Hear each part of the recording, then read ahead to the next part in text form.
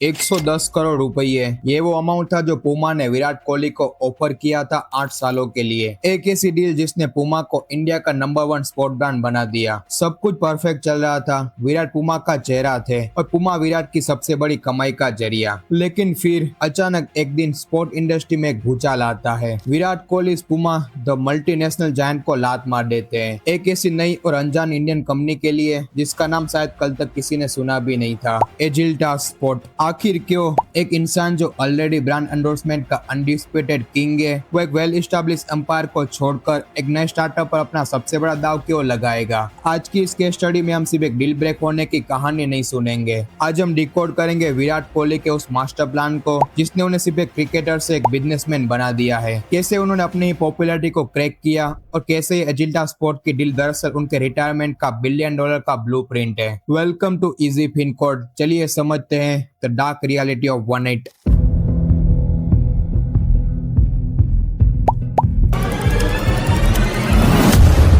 एक एथलीट और एक बिजनेसमैन के बीच एक बहुत बड़ा फर्क होता है और वो है सेल्फ लाइफ। एक सक्सेसफुल से सक्सेसफुल क्रिकेटर का करियर पीक कितना लंबा होता है? 10 साल, 12 साल। लेकिन उसके बाद क्या? पिछले 30 सालों से इंडियन स्पोर्ट में एक सेट पैटर्न चल रहा था। आप अच्छा खेलो, फेमस बनो और अपनी उस फेम को किसी बड़ी कंपनी को किराए पर दे दो, यानी उनके टीवी एड में आओ, उनका प्रोडक्ट हाथ में पकड़ो और स्माइल करो। इसके बदले में आपको मिलते थे करोड़ों रुपये। लेकिन इस पूरे सिस्टम में एक बहुत डार्क रियलिटी छुपी थी। ये पैसा तब तक ही आता है जब तक आप फील्ड पर परफॉर्म कर रहे हो। जिस दिन आपका फॉर्म गया या आपने बैट छोड़ा, अगले दिन यही ब्रांड किसी नए जवान खिलाड़ी के पास भाग जाते हैं। फाइनेंशियल टर्म में कहे तो ब्रांड एंडोर्समेंट सिर्फ एक एक्टिव इनकम है। आप अपने ही फेम के नौकर हो, आप उस ब्रांड के मालिक नहीं हो। विराट कोहली ने 2014-15 के आसपास जब उनका करियर पीक पकड़ रहा था, इस एंडोर्समेंट ट्रैप को समझ लिया था। उन्हें रियलाइज हुआ कि अगर उन्हें फाइनेंशियल फ्रीडम का लंबा गेम खेलना है तो उन्हें सिर्फ टीवी पर अपना चेहरा रेंट पर नहीं देना है, उन्हें खुद एक ब्रांड का लैंडलॉर्ड बनना पड़ेगा। लेकिन अपना खुद का अपीरियल ब्रांड बनाना कोई मजाक नहीं था। फैक्ट्री लगाना, सप्लाई चेन मैनेज करना,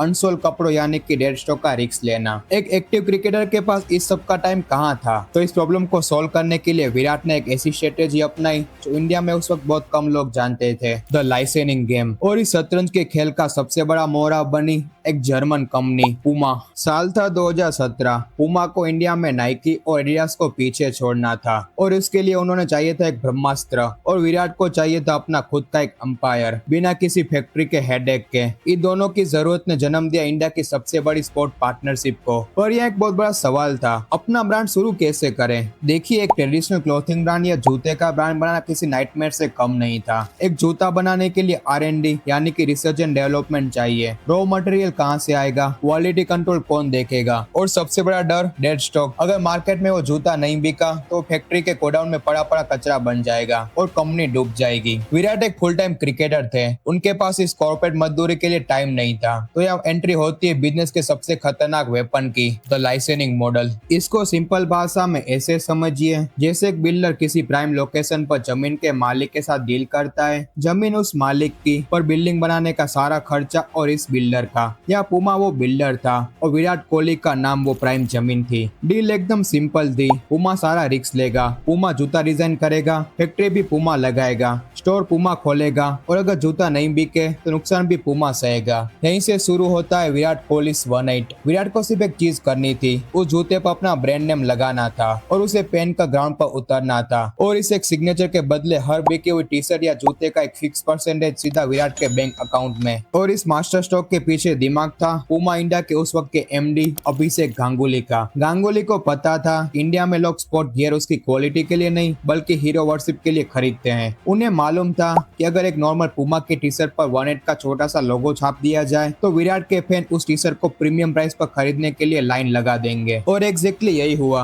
ये इल्यूजन इतना परफेक्टली काम किया कि देखते ही देखते 1-8 इंडिया का सबसे तेजी से ग्रो करने वाला स्पोर्ट ब्रांड बन गया। 100 करोड़, 200 करोड़ और फिर 400 करोड़। एक टाइम पर पुमा इंडिया का टोटल रेवेन्यू का 10% सिर्फ 1-8 से आ रहा था। विराट कोहली बिना एक भी फैक्ट्री लगाए इंडिया के सबसे सक्सेसफुल अपीरियल ब्रांड यानी कि क्लोथिंग ब्रांड के मालिक बन चुके थे। लेकिन बिजनेस की दुनिया का एक बहुत कड़वा सच है, जब आप अपना सारा काम, अपना सारा रिस्क किसी और के हवाले कर देते हैं तो धीरे धीरे आप अपना कंट्रोल भी खो देते हैं। विराट को लग रहा था कि उन्होंने एक एम्पायर खड़ा कर लिया है, पर रियलिटी में वो एक सोने के पिंजरे में कैद हो चुके थे। और यहीं से शुरू हुआ 1-8 का असली स्ट्रगल। सोने का पिंजरा, मैंने ऐसा क्यों कहा? क्योंकि पूमा और 1-8 के इस मेगा सक्सेसफुल मॉडल में एक फ्लॉ था, एक ऐसी कमजोरी जो किसी को नजर नहीं आ रही थी। सोचिए, अगर कल को पूमा और विराट के बीच कोई कंट्रोवर्सी हो जाए तो उनका कॉन्ट्रैक्ट रिन्यू ही ना हो तो क्या होगा? विराट के पास 1-8 का नाम तो रहेगा, लेकिन उनके पास कपड़े बनाने की फैक्ट्री नहीं है, जूते बेचने के लिए स्टोर्स ही नहीं है। यानी एक झटके में उनका सारा 400 करोड़ का एम्पायर जीरो पर आ सकता था। विराट किसी और की जमीन पर अपना महल बना रहे थे। विराट कोहली को यह डार्क रियलिटी समझ आ चुकी थी। उन्हें पता था कि उन्हें पूमा से बाहर निकलकर अपना ब्रांड इंडिपेंडेंटली खड़ा करना पड़ेगा। और यहीं से शुरू हुआ 1-8 का सबसे बड़ा और सबसे रिस्की एक्सपेंशन। उन्होंने पहले अरिथमास फैशन के साथ मिलकर इनरवेयर लॉन्च किए, फिर फ्रेग्रेंसेस यानी कि डियो परफ्यूम मार्केट में उतरे। लेकिन इन सब में मार्जिन बहुत कम था।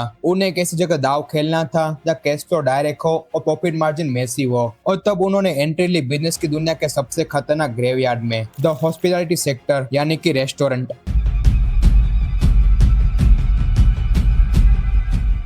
भाई, हॉस्पिटैलिटी एक ऐसी इंडस्ट्री है जो बड़े से बड़े सेलिब्रिटीज के नाक में दम कर देती है। सचिन तेंदुलकर से लेकर वीरेंद्र सहवाग और जहीर खान तक सबने अपने नाम पर रेस्टोरेंट खोले और लगभग सब फेल हो गए, क्योंकि रेस्टोरेंट सिर्फ आपके नाम पर एक बार चलता है। अगर खाना बेकार हुआ, सर्विस खराब हुई या केस बन ज्यादा हो गया तो कस्टमर वापस नहीं आता। ये एक हैवी ऑपरेशनल रिस्क था। लेकिन विराट ने यहाँ भी अपना शतरंज का दिमाग लगाया। उन्होंने अकेले रेस्टोरेंट नहीं खोला, उन्होंने ट्रू पैलेस हॉस्पिटैलिटी नाम के एक एस्टैब्लिश कंपनी के साथ टाई अप किया और लॉन्च किया 1-8 कम्यून। 1-8 कम्यून हिट हो गया। आज दिल्ली से लेकर पुणे और बेंगलोर तक इसके आउटलेट है। पीआर और ईगो सेटिस्फाई करने के लिए बहुत अच्छा था, लेकिन अब आते असलियत पर, द रियल मनी मैट्रिक्स। अब बटर चिकन और मॉकटेल बेच कर 10,000 करोड़ का कॉर्पोरेट अंपायर नहीं बना सकते। एक इंसान रेस्टोरेंट महीने में एक बार जाता है और वो कपड़े और जूते वो रोज पहनता है। असली स्केल, असली वैल्यूएशन और असली पैसा अपीरियल मार्केट में ही था, और कपड़ों का असली कंट्रोल अभी भी पूमा के पास ही था। लाइसेंसिंग मॉडल और रॉयल्टी से आप अमीर तो बन सकते हो और वेल्दी नहीं बन सकते।